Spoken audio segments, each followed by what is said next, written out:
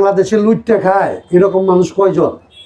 কত পার্সেন্ট? শতকরা 5 জন হইব? 5 জন হইব। আর এই লুটেরাদেরকে 4 খায় এরকম মানুষ কয়জন? আরো 5%। তো 10% মানুষ ধরে নিয়ে যে এরা যারা লুটতে খায় আর 4 খায়, বাকি 90% মানুষ তো আসলে খাইতে খায়।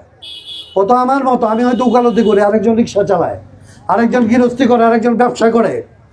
ও তো আসলে কারোটা লুটতে খাইতে চায় না, ও কেবলমাত্র চায় যে আমি যেটা হালাল পথে রোজগার করি এইটা থেকে তুমি আসলে লুটের হাত বাড়ায়ো না, এইখানে তুমি হাত দিও না, এইখানে তুমি আসলে নিও না। তোমার কাছ থেকে তো আমার টাকা চাই না। কেউ তো তোমাদের রাজনীতিবিদদের কাছ থেকে আসলে ভিক্ষা চায় না।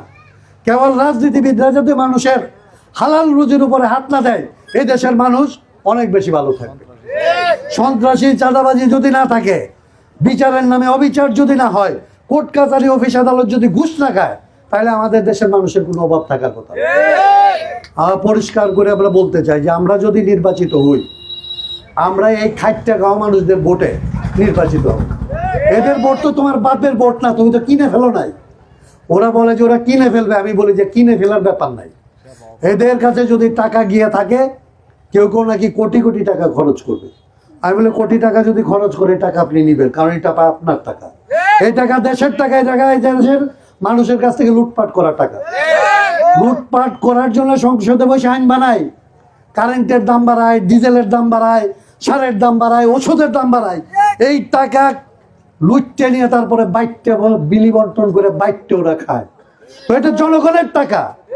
এই টাকা যদি ওরা কেউ কেউ বাটে, আপনি নেবেন, কিন্তু আপনি বিবেক বিক্রি করেন না, কারণ এটা ওর হালাল টাকা না। আপনি মনে করেন না যাদের টাকা দিছে ওরে আপনার ভোট দিতে হবে, ও তো চুরির টাকা, আপনার টাকা আপনারা ফেরত দেবে। তাহলে ওর টাকা খাইলে কোনো সমস্যা নাই, কিন্তু ওরে ভোট দিলে আপনি বিবেকের সাথে, দেশের মানুষের স্বার্থের সাথে আসলে আপনার আসলে এই কাজটা সঠিক কাজ হবে।